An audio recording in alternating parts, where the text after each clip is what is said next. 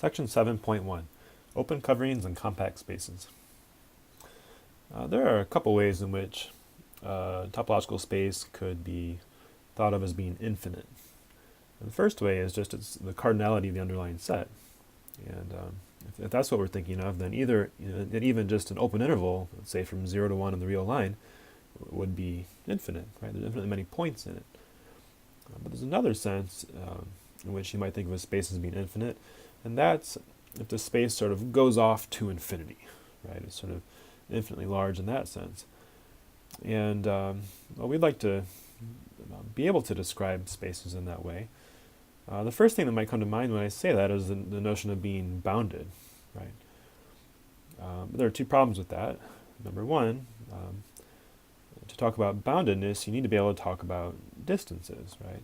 So we can talk about a bounded metric, but we don't really have any way of talking about a topological space being bounded in general. All right. The other problem is that boundedness is actually, even if we could define it, it's not that good because it's not preserved by homeomorphism, right? You know that the open interval from 0 to 1 is actually homeomorphic to the entire real line. And the first one sort of doesn't go off to infinity, the second one does. So that's not really a very useful property of a topological space if it's not preserved by homeomorphism. All right. So what we're looking at in this chapter is a notion which can be defined for all topological spaces, and which is preserved by homeomorphism, is therefore a topological property, and that's the property of compactness. Okay. And it's defined in terms of open covers. So let's look at definition 7.1. Let A be a subset of a topological space X, and O a collection of subsets of that space. Then we're going to say that the collection O covers A, or is a cover of A, if A is contained in the union of the sets in O. All right. So in my picture down here, I have my space X, I have this subset A, and then I have all these, well, I've chosen circles. There's no reason that these sets in O have to be circles, but that's what they are here. So if you take the blue ones, even just the blue ones would already be a cover of A, and we could certainly throw in the red one as well and still have a cover of A. All right, because A is contained in the union of all of those circles. Or disks, I suppose. I'm including the interior of them.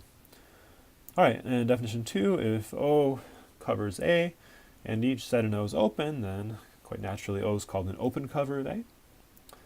And number 3, if O covers A, and O prime is a subcollection of O that also covers A, then O prime is a subcover of O. All right. So if O contains all the circles here, including the red one, and O prime contains just the blue circles, well, O prime would still be a cover of A in this case, right? The red circle is kind of redundant. And so it's still a cover, and the blue circles, O prime, would be a subcover of O, which again consisted of the blue circles together with the red circle. All right, so how do we get compactness out of that? Well, definition 7.2, a topological space X is compact if every open cover of X is a finite subcover. Okay. And, well, if you think about it, that's only really an interesting statement if we're looking at infinite covers, right? Because if you start out with a finite cover, then it's its own finite subcover. So we're really thinking about sort of covers of spaces that have infinitely many open sets in them. All right. Okay, so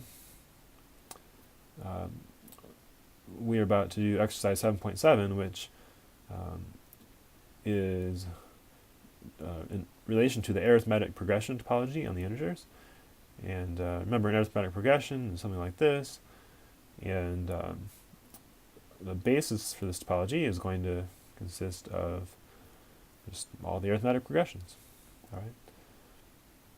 So the problem says, it reminds us that the Dirichlet prime number theorem indicates that if A and B are relatively prime, then the arithmetic progression, basically consisting of all numbers which are congruent to A mod B, contains infinitely many prime numbers. Okay, that's a very difficult theorem to prove, but we can use it here.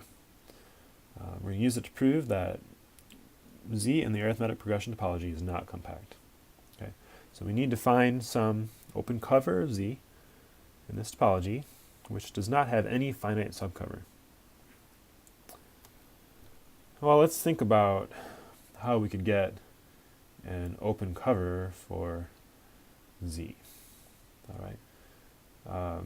Our sort of overall idea, since the hint is to use something about prime numbers, is to let our open cover contain all of the A0Ps, right? And A0P just consists of all the integer multiples of the prime P.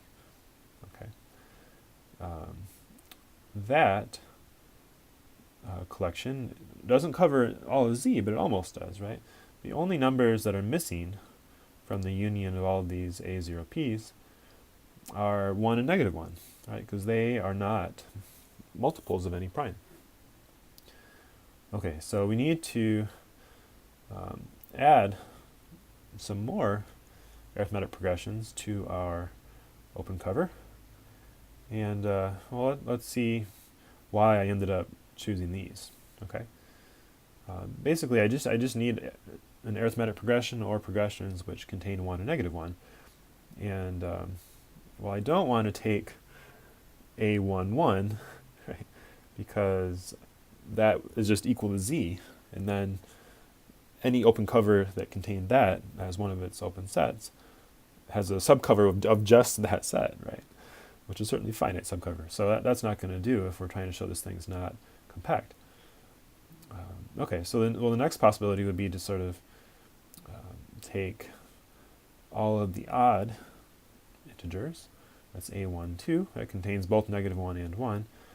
The only thing that's missing from that is A0, 2, right? The even integers.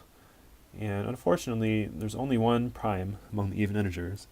And so if we were to take this as one of our open sets, then we would only need one of these sets A0P. In fact, we would only need A02 in order to cover Z. Okay, and so we would have a finite subcover.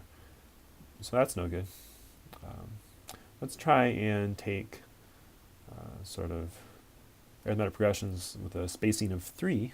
Okay, we would need to take a couple of them now, one that contains 1 and one that contains -1. And we would get all these integers, and you notice that the only thing that's missing here are multiples of 3, right? Numbers that are congruent to 0 mod 3. And well, we have the same problem as we did up here. The only prime number in here is 3 itself. So let's try spacing by 4. If we take the union of these two, we get everything except the numbers that are congruent to 0 mod 4 or 2 mod 4. But together, that's just, again, the even integers. So again, the only prime number in there is 2. So let's try one more.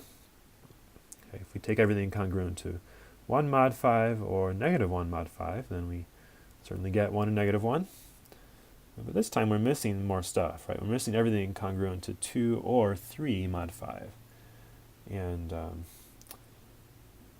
well, either one of those arithmetic progressions has A and B relatively prime, right?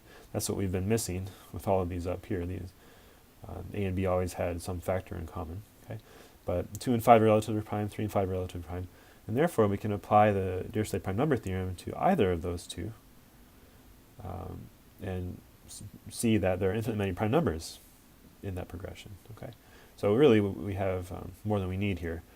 I'm just going to sort of focus attention on A25. All right, so let's use this insight to write our proof. Consider the collection of open sets O containing all of the A0Ps or Ps prime, along with these two progressions we have discovered up here. And okay, note that this consists of all integers congruent to ±1 mod 5, and A0P consists of all integer multiples of prime P. Okay. Every integer besides 1 and -1 is divisible by some prime P and is therefore contained in A0P. And 1 and -1 are contained in these two progressions. So we got everything, every integer is in at least one of these sets. Okay, so O is indeed an open cover of Z. Now, any subcover of this open cover must contain in its union each of the infinitely many primes in A25. All right. Now, every one of those primes is contained in exactly one of the sets A0P. And it's only divisible by, the only prime that's divisible by is itself, right?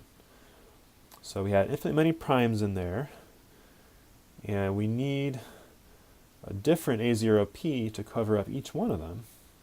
And so our subcover has to contain infinitely many of these sets of the form A0P.